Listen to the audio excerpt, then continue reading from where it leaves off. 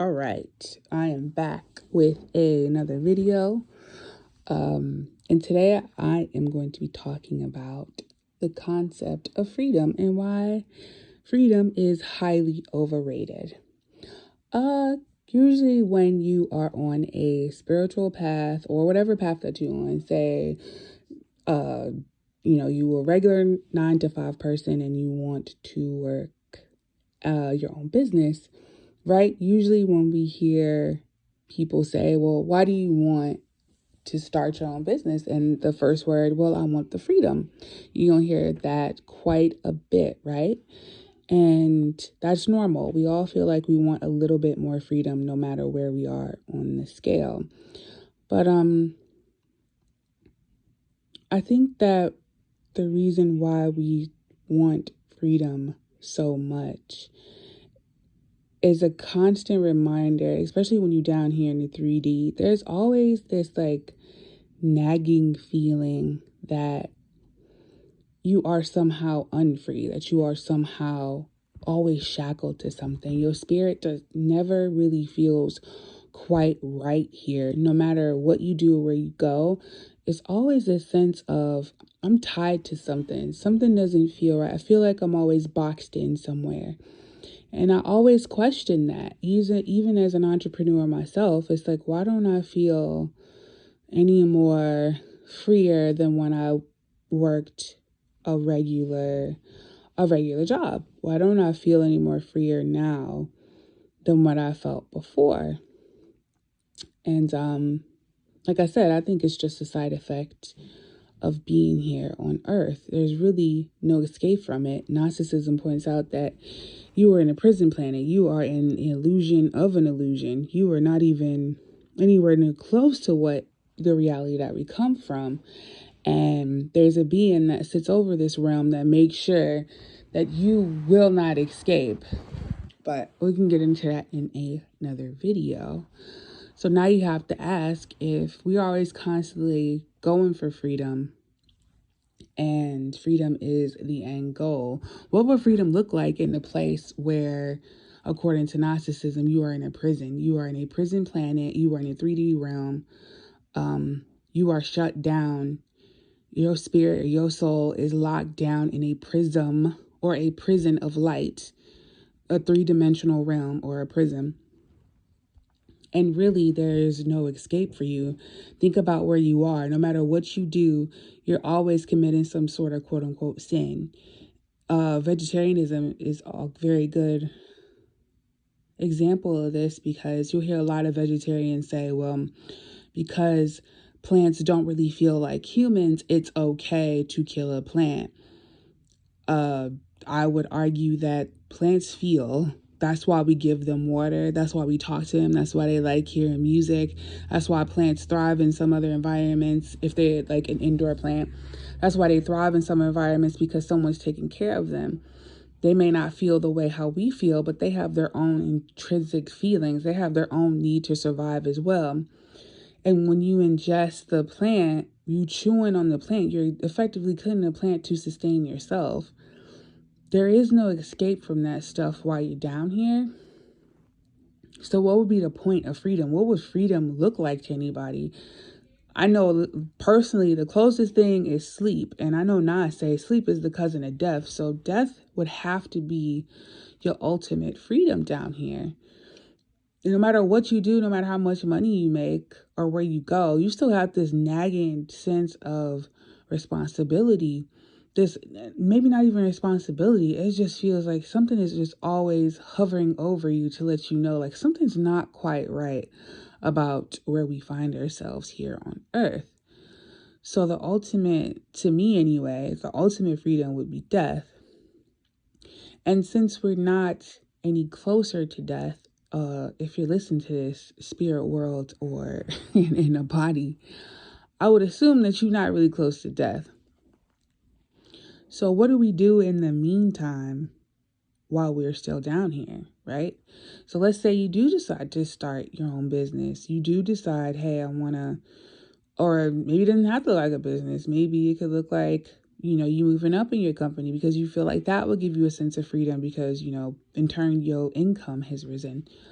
Okay, but now you're on this new level and you have a new set of responsibilities, a new set of goals. Now, if you're a business person, we all know about marketing, putting yourself out there, different platforms that you have to post to, and the different rules they might have there, finding vendors, budgeting. If you went to if you work a traditional job, I'm sure you have to deal with different kinds of management, different kinds of rule books, different Excel spreadsheets, or whatever it is that we have to deal with when we go from one level to the next. It's like almost never ending. You know, sometimes you might even end up with more responsibility or more shackles than you left before. So now we have to ask another question. Well, what is it that I'm truly seeking? If I'm never really going to find freedom in my desires, because really what we're being led by desires, which somebody fed us these desires, right? Like we usually are fed with the intrinsic need to survive, but the desire for a bigger house, the desire for a better spouse or girlfriend if you're single. I want to travel the world. That's a big desire of mine. You know, it came from somewhere. Now I do believe some things are just in us, but what feeds those desires is everything that we read in books, music, television, the movies, things like that. So when we aspire to achieve our desires constantly, sometimes I know we get into the habit of being addicted to the grass is always greener. We're taught to be addicted to longing. I know Sufis talk about a divine longing that you're supposed to have, but this kind of longing is just obsession. Like I said, it's more of an addiction rather than true longing, but I'm getting off topic. The true a true longing. No. We are addicted to chasing after our desires. We're never really in the present moment, like a lot of cliche. You know, we hear this all the time in spiritual circles. We're not really in the moment when we're always constantly chasing an ideal or a desire. And the solution would be to put yourself in the present moment. And I somewhat agree with that. And that could be pretty hard to constantly remind yourself, be right here, be right now. I don't know why. It just always felt kind of new agey to me because it always seems like it's a band-aid on an open gunshot wound to me. But, even a victim of being addicted to the grass is always greener. I remember I was probably a year into my self-employment, into my business. You know, but everything's running smoothly. Everything not perfect. I'm not earning six figures like everybody. Everybody love to aspire after six figures, and I don't. I know why, obviously, but that's a good buzzword. 6 figures a year. I'm not at six figures, and I'm tired. I'm pretty much busting my ass because that's what you have to do when you make your own money, at least in the beginning. And I'm in the shower, and I'm like, oh, I don't want to do this today. And I stopped myself because I'm like, wait a minute, isn't this what you wanted? Isn't this the thing that you just so desperately wanted? If only I had this and everything would be okay. So why was I trying to escape from that? What led me to believe that, oh, this isn't perfect anymore? I want out of it. Minute, even that little minute moment of, I'm just tired and I wish I could do something else. Why didn't that leave when I had what I thought I wanted or when I got what I wanted? Why is that? That's because it truly never leaves you. It doesn't matter what you do. It truly is a matter of you. It doesn't matter how far you go or where you want to travel, right? That same old age-old adage, wherever you go, you're going to be with you. That's so true for your spiritual work. It's not really about where you going, it's about you. And that's why I think the word freedom we need to revise how we think about the word freedom. In the movie The Count of Monte Cristo, the newer version that I saw, I received a channel from a spirit guide that told me to watch that movie. It's actually a pretty famous celebrity. And I'm like, The Count of Monte Cristo, I don't want to watch that shit. Fuck that. But then I said, okay, because this particular spirit guide has been with me, and every time he comes around, he is so sweet and so gentle. And I said, all right, I'll give this one a shot. And it turns out it was free on YouTube. So I knew that was, that's the right on the money, right? Like, we can say, like, okay, right, I'm supposed to be here right now. And as I'm watching this movie, it just went, oh my goodness, it just encapsulated what I was feeling at the time. Because if you're not familiar with the story, I forget the main character's name.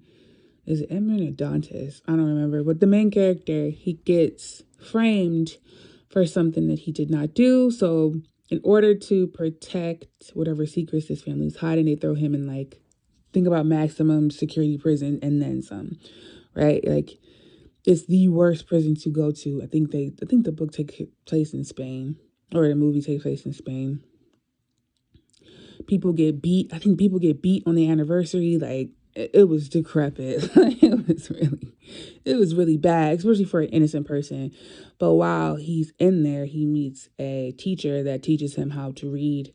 And I should mention that the main character is the most upstanding guy. He has a woman that he's really, truly in love with. And even better, she's in love with him.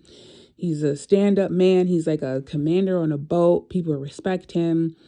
He's really living a great life, but he has this jealous friend that just can't stand it. And so that's the person that ends up giving him up. But the point of what I had gleaned from it anyway is that your freedom can be taken away from you anytime. It does not matter if you are the most upstanding gentleman or the most lowliest of bums on the streets. Your freedom can be taken away from you. And that's why the word freedom to me isn't valid anymore, because how can something be taken away from you like that, this so-called freedom that we all claim we want, or that somewhere is supposed to have? And even then, even if you had this freedom, it comes with so much responsibility. And it's the movie Team America, where well, it's a song in there. He goes, freedom isn't free. And if you know that little song, kudos to you. But so I think what we're really craving at the end of the day is an emotional release. We want to feel released from the constant chasing of desire. We want to feel free. And I do put "freel" in quotation marks, because freedom to me doesn't really exist in a place like this. And I hate to say it, that sounds very dark, but this actually could be very quote unquote freeing. To see freedom as, I don't know if I want to say not convoluted, but it's definitely overused. What we want to aim for is more flexibility. Because think about it, even if you lived off the grid, which every conscious fucker wants to talk about, right? I want to live off the grid. I want to, we should live off the grid. No more government interference, blah, blah, blah, blah, blah.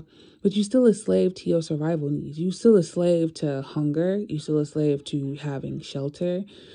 And then even in our society, where bartering isn't the main transfer of currency, you still have to figure out, well, how am I going to get this money to sustain my off-grid lifestyle?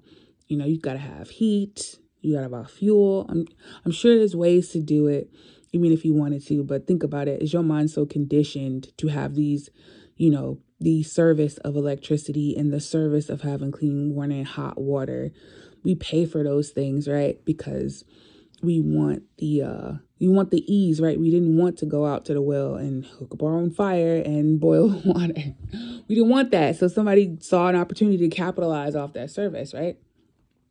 And that's fine. I'm not saying there's something wrong with that. I definitely love the convenience of having these things at my fingertips. I honestly wouldn't trade it for the world. But the point I'm trying to make is you're still a slave to something.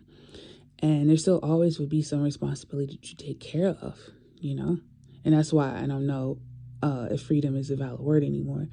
But what we should be aiming towards is flexibility. Flexibility should be the word that we strive to be, the goal that we want to attain. And I think that puts us in that, puts us in the moment where now we can say, okay, I have the flexibility to say, all right, oh, my goal is $100,000 this year. But I have a flexibility to say is it doesn't have to come how I think it should come. I'm flexible in how I should get to my goal. I'm flexible in saying, well, if I make $70,000 this year, I'm okay with that. At least it's more than the $50,000 that I made this year.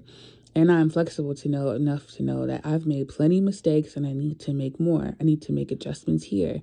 I am flexible. So flexibility puts you in the state of flow. And once you're in the state of flow, what did it say? Flow is discipline and whatever. Be in the state of flow because now you have a flexible mind, and you have a flexible mind. You usually will have a flexible body that could keep up with the health demands that requires for whatever lifestyle that you're trying to achieve. And that way you don't feel stuck and you don't feel so shackled, or maybe you don't mind the shackles there, or maybe somehow in being flexible, the shackles really don't exist anymore. You don't feel shackled, right? You don't have to look down at your arms and feel like you tied to someplace.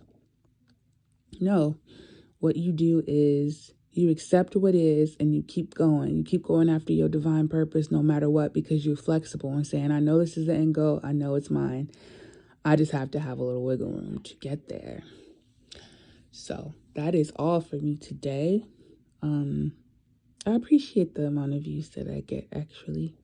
Spirit has been guiding me to do these videos for so long, and I don't know, being in front of the camera is something I'm just not ready to do yet, but I'm practicing. I swear to God, I'm practicing. I swear I'm practicing, guys. But thank you for the views that I do get. Much appreciated. And until the next video, I'll leave you here. Bye for now.